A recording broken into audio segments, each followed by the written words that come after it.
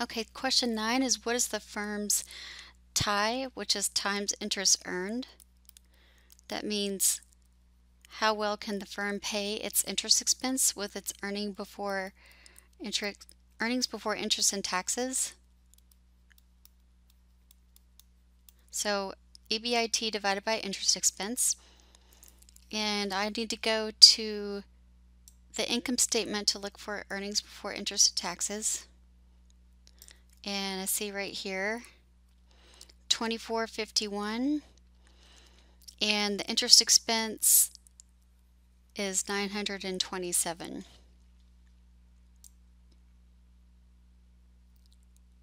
Okay, so it was 2451 and then interest expense was 927, and when we divide that we get 2.64, which is answer D, and the higher this number the better. And question 10 says what is the firm's debt to assets ratio?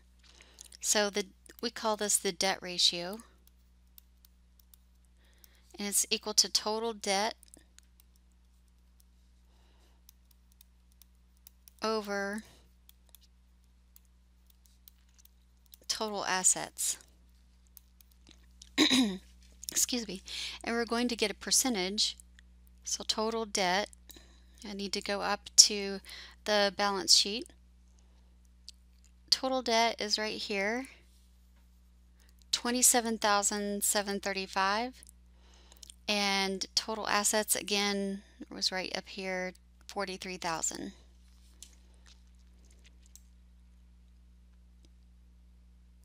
Okay, so let's see. The debt was 27,735 and total assets were 43,000. And so you get 0.645, which is the same thing as 64.5%, because usually we're going to state all of these next numbers as a percentage. So 64.5% of their assets are financed with debt. And let's go down to question 11. What is the firm's ROA? Return on assets is net income divided by total assets. So we need to find net income on the income statement and total assets on the balance sheet. So whoops, net income is 990 and our total assets again is 43,000.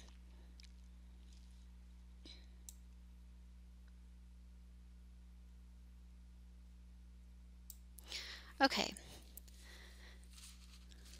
let's see if I can remember those numbers. 990 over 43,000. And we end up getting a return on assets of 2.3%.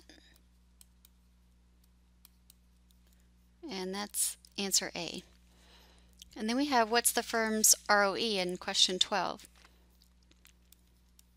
So ROE is net income divided by total common equity.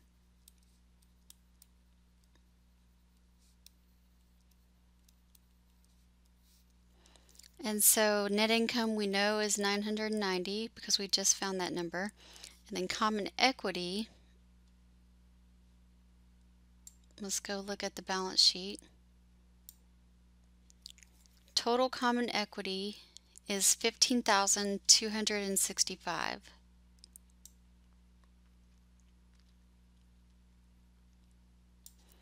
Okay, so 15,265, and when you divide that you get 6.49%. And again, the higher the ROA and the higher the ROE, the better. So 6.49 is answer B. And then question 13 is what is the firm's basic earning power? So basic earning power is earnings before interest and taxes divided by total assets. So let's see, EBIT. Got to go to the income statement.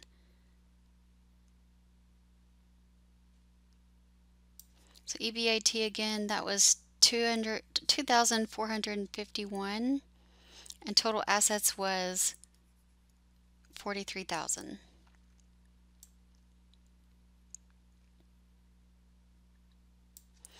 Okay, so 2,451 over 43,000. And so the basic earning power is 5.7%, which is letter C.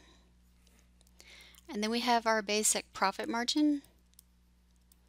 Profit margin is just net income divided by sales. So net income, if you remember, we found it above this net income here. It was 990. And then for sales, actually, we found it right here, but you could find it back up on the income statement. It was 51,600. Okay, 51,600. So when we divide these two numbers, we get 1.92%, which is answer D. And that's kind of low, but that's what their number is. And then question 15, what is the firm's operating margin? And so operating margin is equal to EBIT divided by sales.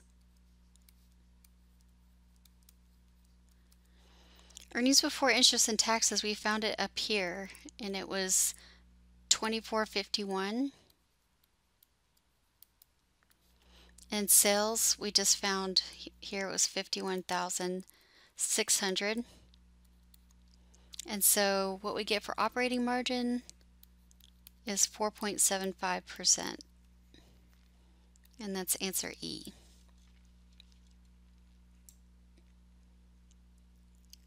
And question 16 is, what is the firm's dividends per share? So we often call this DPS, dividends per share,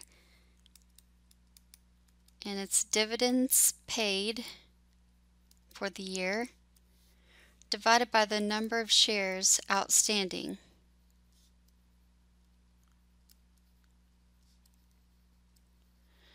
And so we need to go up and get that information. It's in the other information section up here. So other data,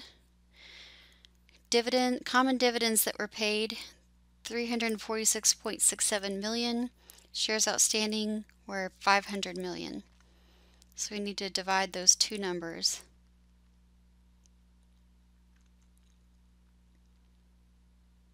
Okay, so dividends paid, 346.67 million over 500 million shares outstanding gives us a dividend per share of 69 cents. And that's answer B. For question 17, what is the firm's earnings per share? And so that's just going to equal the net income divided by the number of common shares outstanding. You could just say number of shares outstanding, but what we mean is common shares, not preferred shares. But that's the only information they gave. So net income, I believe I remember it was 990 on the income statement, and the number of common shares outstanding we just looked at, it was 500. And so the earnings per share are $1.98. And that's answer C. And then 18, what is the firm's PE ratio? It's called the price earnings ratio. And so it's going to be the price per share divided by the earnings per share. So we just got earnings per share. The price per share, we'll have to look for that in the other information up here.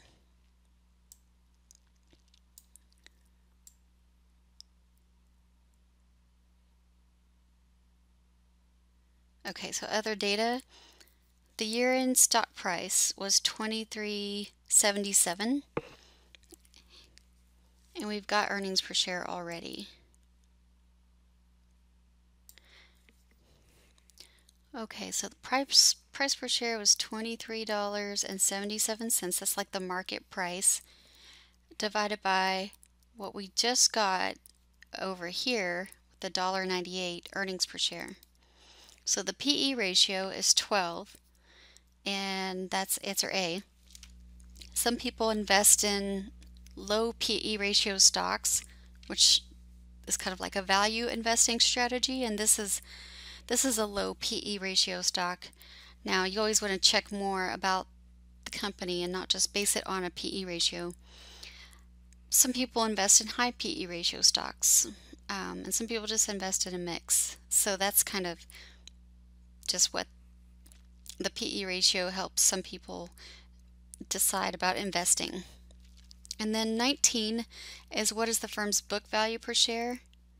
And we talked about this before.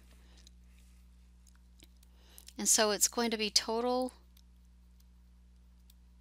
common equity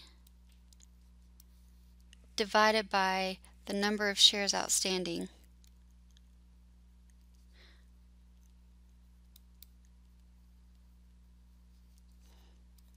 And so the total common equity, we'll have to go back up here to the balance sheet.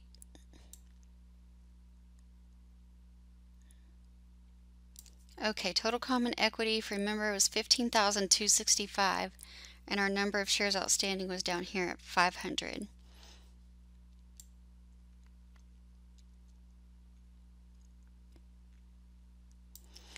Okay, so let's see if I remember that. So 15,265 over the 500 million shares outstanding gives us a book value per share of $30.53.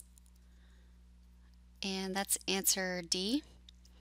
And then the final question, which you're probably very happy about, is what is the firm's market to book ratio? So the market to book ratio is equal to the price per share divided by the book value per share. So we just found the book value per share. So the price per share, if you remember up here, we had found it was $23.77. That's the market price. And divided by the book value per share, which we just found right here, $30.53. If we divide those two, we get 0.78. So the market to book ratio is pretty low. You would want your market price per share to be above the book price per share. So something is kind of weird with this company. They're not generating value in excess over the book value per share. So this one is answer E, and that was just some chapter 4 practice problems.